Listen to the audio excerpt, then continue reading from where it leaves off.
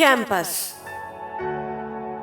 इस नावल को तहरीर किया है अमजद जावेद ने।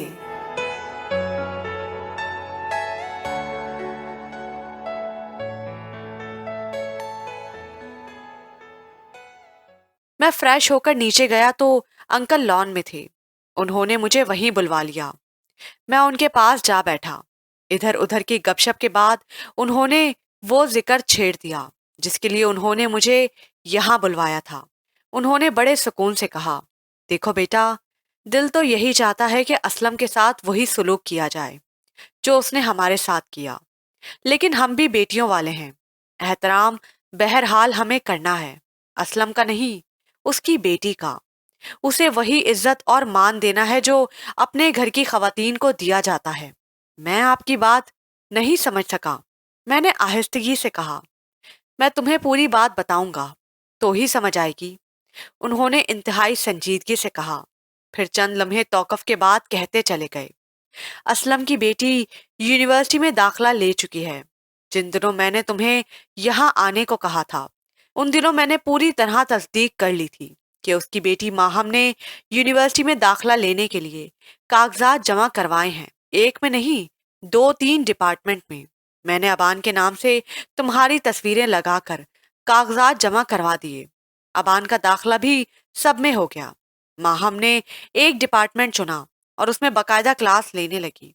तुम्हारा दाखला भी अबान के नाम से वही हो गया है। अब तुमने इस वक्त तक वहां पढ़ना है। पढ़ना क्या, क्लासेस लेनी है जब तक तुम माहम को अपने इस हद तक क्लोज कर लो कि वो तुमसे शादी के लिए राजी हो जाए। ये कहकर उन्होंने तवील सांस लिया। ओह, तो ये बात है, मैंने समझते हुए कहा। फिर अचानक ख्याल आया, इस तरह अबान की तालीम का क्या होगा? ये मेरा मसला है। दाखला यकीनन गैर कानूनी है, इसका तुम्हें ध्यान रखना होगा।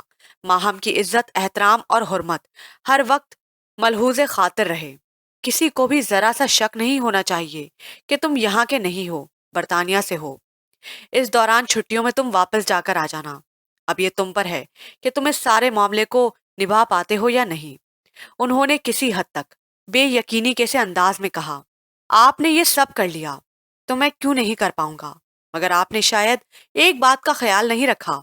एक ही शहर में रहते हुए, एक ही घर में यहाँ होने की वजह से असलम को या दूसरों को मालूम नहीं होगा कि मैं कौन हूँ।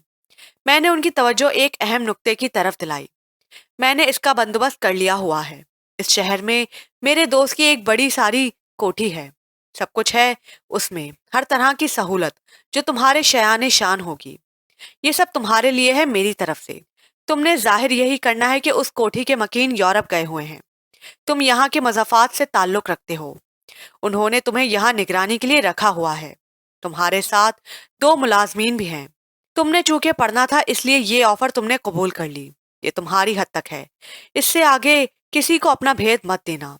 तुम हमसे कट कर रहोगे यहाँ तक कि तुम अपने मकसद में कामयाब नहीं हो जाते। अंकल जरियाब ने पूरी बात समझा दी। तो अंकल, अब मुझे अपने पापा का बदला लेने के लिए मैदान इश्क में उतरना पड़ेगा। खैर, देख लूंगा कब जाना होगा मुझे कैंपस। मैंने मुस्कुराते हुए खुशगवार अंदाज में पूछा। सुबह। और तुम अभी उस कोठी में जा रहे हो जिसका नाम सब्ज़ार है। वहां से आया हुआ मुलाजिम सलीम बाहर तुम्हारा इंतजार कर रहा है। वो मेरा बहुत खास बंदा है। कोई मुश्किल मामला हो या किसी मशवरे की जरूरत पड़े तो बिला झिझक उससे कर लिया करना। अंकल ने कहा तो मैं चौंक गया। सुबह? मैंने पूछा। हाँ, तुम पहले ही 2 हफ्ते लेट हो। कल तुमने क्लास ज्वाइन करनी है, बाकी सब बातें फोन पर होती रहेंगी। ये लो, ये सेल फोन तुम इस्तेमाल करना। ये कहते हुए उन्होंने जेब से एक आम सा फोन निकाला और मुझे दे दिया। मैंने वो फोन पकड़ा और उठ गया। ठीक है अंकल, मैं चलता हूँ, मैंने मुस्कुराते हुए कहा। अभी ठहरो, अपना बैग लेते जाओ। ये कहकर उन्होंने अपने मुलाजिम को आवाज दे दी। तब उन लम्हात में मुझे यूं लगा कि मैं मैदान जंग में उतर गया हूँ। गुज़िश्ता शाम जब मैं यहाँ सब्ज़ार में आया तो मुझे खासा खुशगवार एहसास हुआ था। सलीम मुझे मोटर बाइक पर ले आया था। आते ही उसने मुझे सारे घर से आगाही दे दी थी। गैराज में खड़ी कार से लेकर स्टोर रूम तक उसने मुझे दिखा दिया। मेरा बेडरूम उसने सेट किया हुआ था। वहीं जिंदोड़ा नाम का एक दूसरा मुलाजिम था। वो कुछ अधेड़ उम्र था। उसके जिम्मे खाना बनाना और घर की सफाई सुथराई थी, जबकि जवान उमर सलीम चौकीदार से लेकर मेरे मामलात की देखभाल भी करने वाला था। उसने मुझे शहर के बारे में खूब मालूमात दी। मैं उन दोनों से कुछ देर बातें करता रहा और फिर बेडरूम में चला गया। ऐसे में अंकल जरियाब का फोन आ गया था। बेटे, यहीं सामने अलमारी में लैपटॉप पड़ा है, चाहो तो उसे इस्तेमाल कर लो।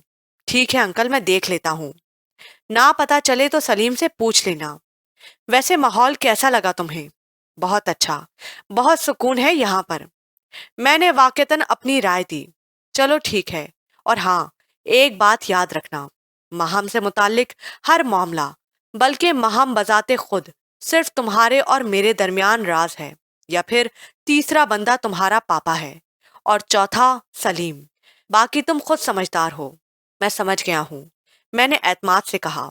विश यू गुड लक बेटा, उन्होंने जोश से कहा और फोन बंद कर दिया।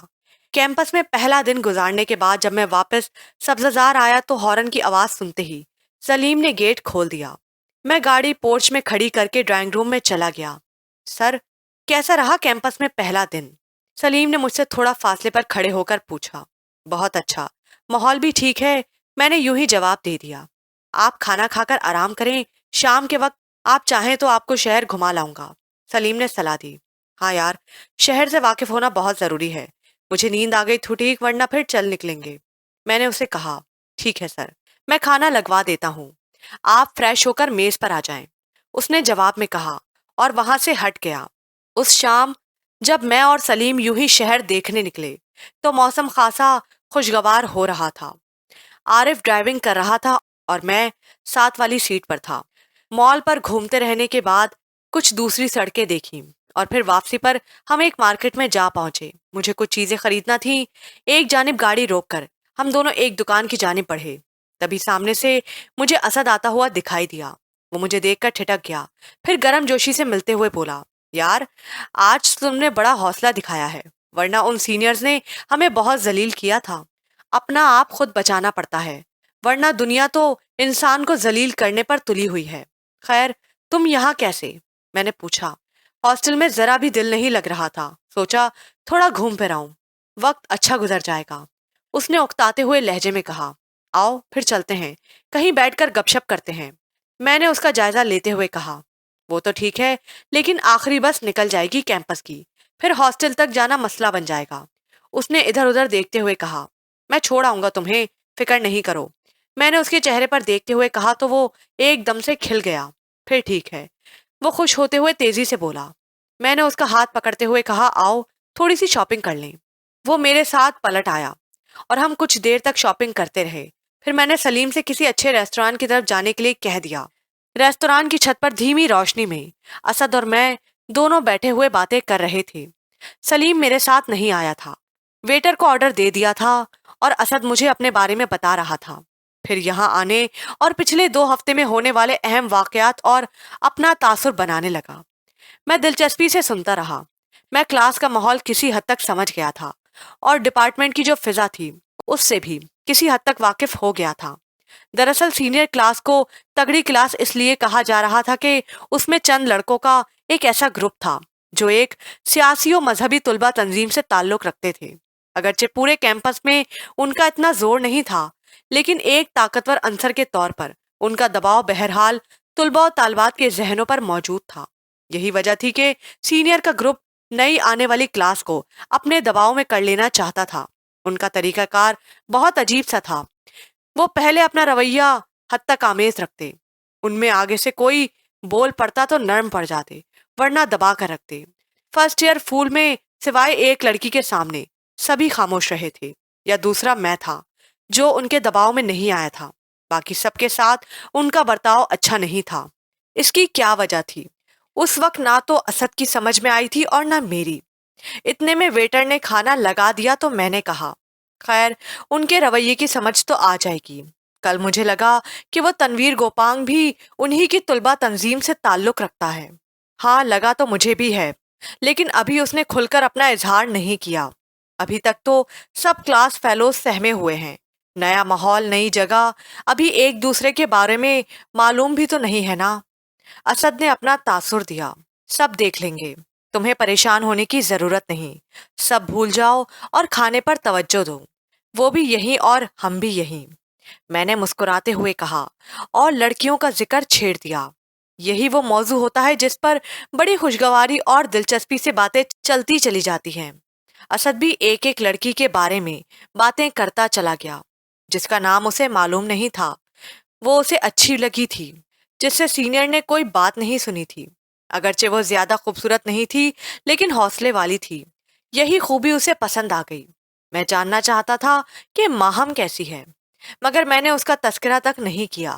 یوں رات دیر تک بیٹھے رہنے کے بعد میں اور سلیم اسے چھوڑنے کیمپس کی جانب چل دیے، جہاں گرلز اور بوائز ہاسٹل کا ایک طویل سلسلہ تھا، اور انہی میں سے ایک ہاسٹل میں اسد رہتا تھا۔ ہم اسے ہاسٹل سے باہر ہی چھوڑ کر آ گئے۔ واپسی پر میں عمارت کے اس سلسلے کو بہت غور سے دیکھ رہا تھا، کہیں روشنی، کہیں اندھیرا، دور اور نزدیک عمارتیں، ان میں نہ جانے کتنے لوگ ہوں گے، کون کون اپنی کس کس طرح کی خواہش لے کر یہاں آیا ہوگا، جن کے بارے میں یقین سے کہا ہی نہیں جا سکتا تھا کہ ان کی وہ خواہش پوری ہوگی یا نہیں۔ اتنے لڑکے اور لڑکیاں، ان کے لیے انتظامات کرنے والے لوگ، اور پھر ان سے متعلق لوگ۔ سر، کیا سوچنے لگ گئے ہیں آپ؟ سلیم نے پوچھا تو میں اپنے خیالات سے نکل آیا۔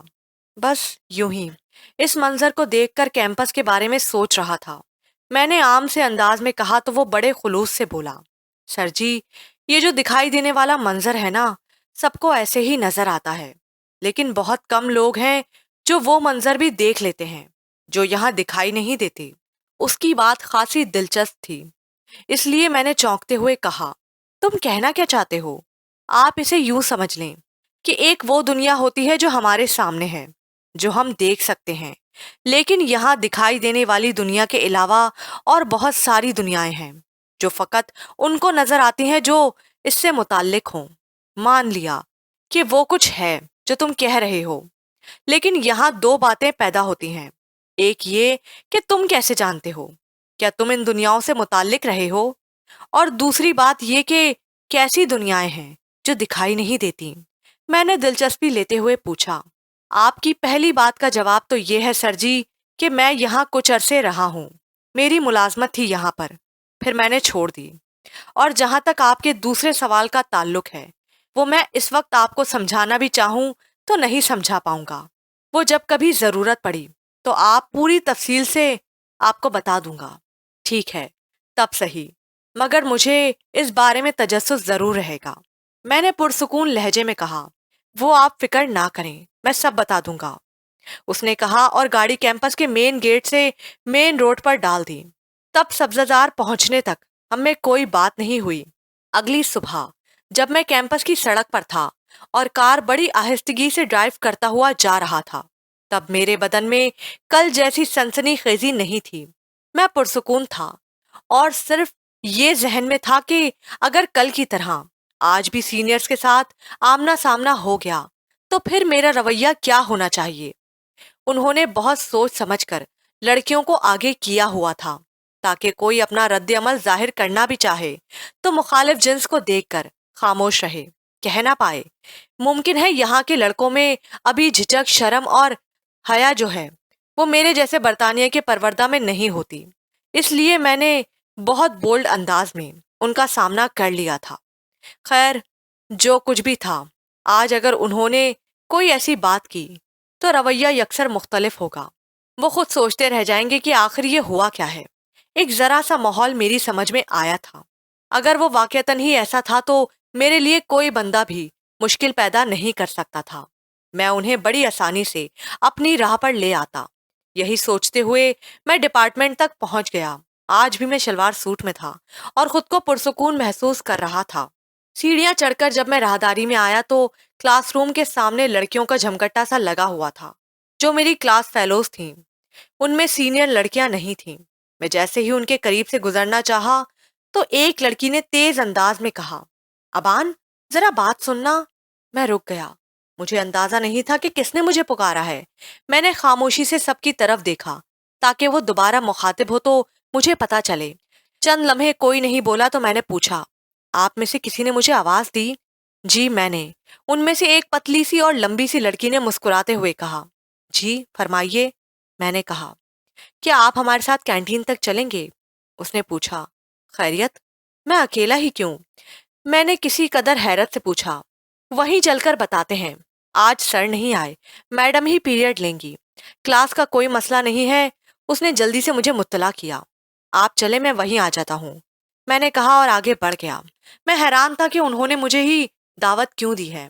مجھے راہداری میں کوئی لڑکا دکھائی نہیں دیا تو وہی لڑکی بولی، سب باہر ہیں اور یہاں سینئرز کی کلاس ہو رہی ہے، چلیں، میں نے کہا اور واپسی کے لیے قدم بڑھا دیے۔ میں آگے آگے تھا اور وہ لڑکیاں میرے پیچھے تھیں۔ میں اسد کو تلاش کر رہا تھا کہ وہ بھی میرے ساتھ ان کے درمیان موجود ہو، مگر وہ کہیں بھی دکھائی نہیں دیا۔ میں کینٹین کے اندر چلا گیا تو ہمارے کلاس فیلوز ایک کونے میں بیٹھے ہوئے خوش گپوں میں مصروف تھے۔ وہیں تنویر گوپانگ اور اسد دونوں تھے۔ میں ان کے قریب چلا گیا۔ او یار ابان، کل تم نے تو کمال کر دیا، ان سینئرز نے تو ہماری بڑی بے عزتی کی تھی۔ تنویر گوپانگ نے کہا لگاتے ہوئے کہا، کمال تو کر دیا، لیکن اگر اب عتاب آیا تو ان کی طرف سے اس پر۔ ایک لڑکا بولا، دیکھ لیں گے یار، تم گھبراتے کیوں ہو؟ میں نے ہنستے ہوئے کہا، پھر تنویر اور اسد سے کہا، تم دونوں آؤ ذرا، مجھے ایک کام ہے۔ وہ دونوں اٹھ کر کینٹین سے باہر آ گئے تو میں نے انہیں لڑکیوں کی دعوت کے بارے میں بتایا۔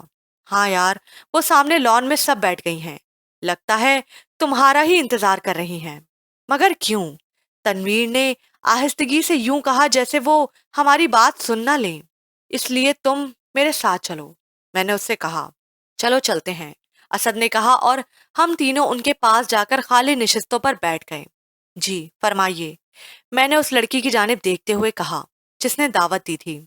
دراصل ہم سب کی طرف سے ایک چھوٹی سی پارٹی کا اہتمام ہے جس میں آپ کو ویلکم کہنا ہے، کیونکہ کل آپ نے وہی کیا جو ہمارے دل میں تھا۔ او، میں نے کوئی بہت بڑا تیر تو نہیں مار لیا؟ انہیں ان کی باتوں کا صرف جواب دیا تھا، میرے ساتھ دشمنی تھی، میں نے مسکراتے ہوئے کہا۔ ابان، آپ کو پتا نہیں، پہلا پورا ہفتہ انہوں نے ہمیں بہت تنگ کیا تھا، ایک دفعہ مذاق کر لیا ہو گیا، یہ تو نہیں کہ دوسرے کو تنگ ہی کرتے رہیں۔ ایک دوسری لڑکی نے کہا، میں پھر کہوں گا کہ یہ کوئی اتنا بڑا کام نہیں تھا، ذرا سا حوصلہ کر لیا جائے تو کچھ نہیں ہوتا، میں نے عام سے لہجے میں کہا۔ دوسری بات تو سنی نہیں آپ نے، ہم سب جو یہاں موجود ہیں آپ کا ہر طرح سے ساتھ دیں گی، کیونکہ ہاسٹل میں سینئر لڑکیوں نے باقاعدہ آپ کو ذلیل کرنے کا پروگرام بنا لیا ہوا ہے، وہ اپنی بہت زیادہ بے عزتی محسوس کر رہی ہیں۔ ایک لڑکی نے کہا، آپ سب کا بہت شکریہ، لیکن یہ بات اگر ہم سب کلاس فیلوز مل کر لیتے تو زیادہ بہتر نہیں تھا، میرا مطلب ہے بوائز اور گرلز۔ میں نے ایک خیال کے تحت یوں ہی صلاح دی۔ ہاں جی، ایک گیٹ ٹوگیدر تو ہونی چاہیے تاکہ دوسروں کو معلوم ہو کہ ہم سب ایک ہیں۔ تنویر گوپانگ سے رہا نہ گیا، اس نے فوراً ایک تجویز دے دی، یہ ہم طے کر کے آج ہی رکھ لیتے ہیں۔ اسد نے کہا، چلیں، ہم سب آپ کو بتا دیتی ہیں، فی الحال جو ہم نے سوچا وہ ہو جائے۔ اسی لمبی سی لڑکی نے کہا، جیسے آپ کی مرضی۔ یہ کہتے ہوئے اچانک میرے ذہن میں ایک خیال آیا، وہ بات مجھے اسد نے رات ہی بتائی تھی، تب میں نے بوجھ لیا۔ مجھے معلوم ہوا ہے کہ آپ گرلز میں سے ایک نے سینئرز کو دبا دیا تھا، وہ اس سے مذاق نہیں کر پائے تھے، وہ کون ہے؟ میں نے پوچھا۔ اوہ، وہ ماہم چودھری ہے، وہ کل بھی نہیں آئی تھی اور آج کا پتہ نہیں آئے گی بھی یا نہیں۔ دراصل وہ یہاں کے ایک سیاستدان اسلم چودھری کی بیٹی ہے، کسی کو خاطر ہی میں نہیں لاتی، اپنی مرضی کرتی ہے۔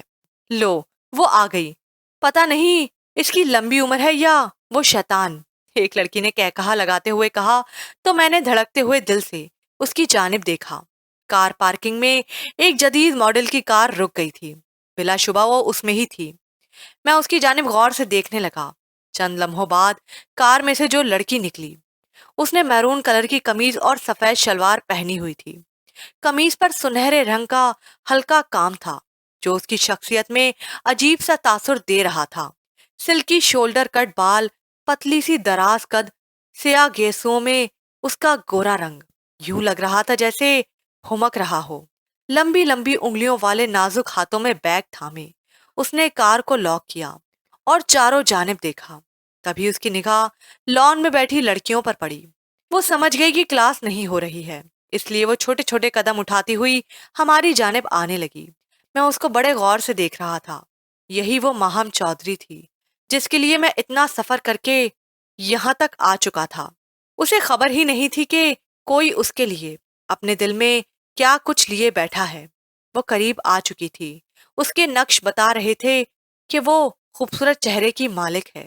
چند لمحوں بعد وہ میرے سامنے آ جانے والی تھی، اس لیے میں رخ پھیر کر اس کی وہاں آمد کا انتظار کرنے لگا۔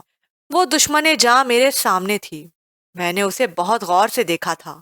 اس نے بڑی بے نیازی سے اپنے شولڈر کٹ زلفوں پہ ہاتھ پھیرا تو سفید مخروطی انگلیوں میں نیلے رنگ کا بڑا سیاہ سا نگینہ گولڈ کی انگوٹھی میں جڑا ہوا دکھائی دیا۔ وہ ایک ادا سے ہم سب کے قریب آئی اور لاپروانہ انداز میں سب کی جانب دیکھتے ہوئے ایک کرسی پر بیٹھ گئی۔ وہ میرے دائیں جانب ذرا سے فاصلے پر براجمان تھی۔ میں اسے بڑے غور سے دیکھ سکتا تھا۔ بلا شبہ وہ حسین تھی، حسن بھی ہو اور امارت بھی، ان دونوں کا تال میل ہو جائے تب ناز و نزاکت کا آ جانا ایک فطری سا امر لگتا ہے۔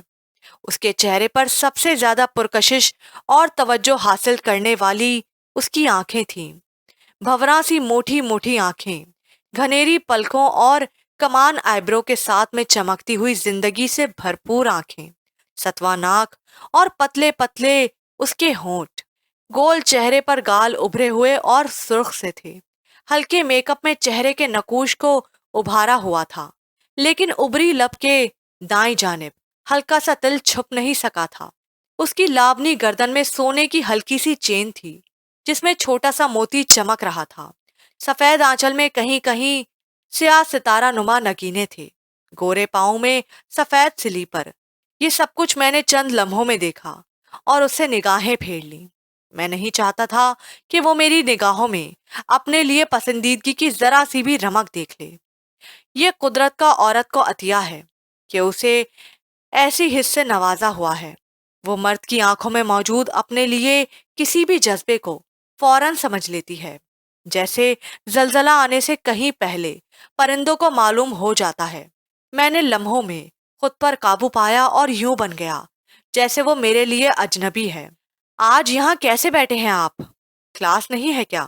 اس نے پتلی سی آواز میں بڑے صاف لہجے میں پوچھا تو رابعہ نے کافی حد تک شوخ اور پرتجسس لہجے میں کہا، ارے کلاس کو چھوڑو رانی، ان سے ملو، یہ ہیں ابان علی، ہمارے نئے کلاس فیلو۔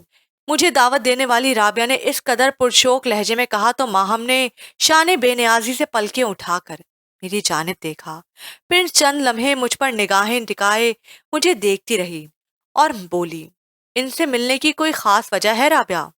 اس بار ماہم کے لہجے میں کافی حد تک غرور کا خمار بول اٹھا تھا۔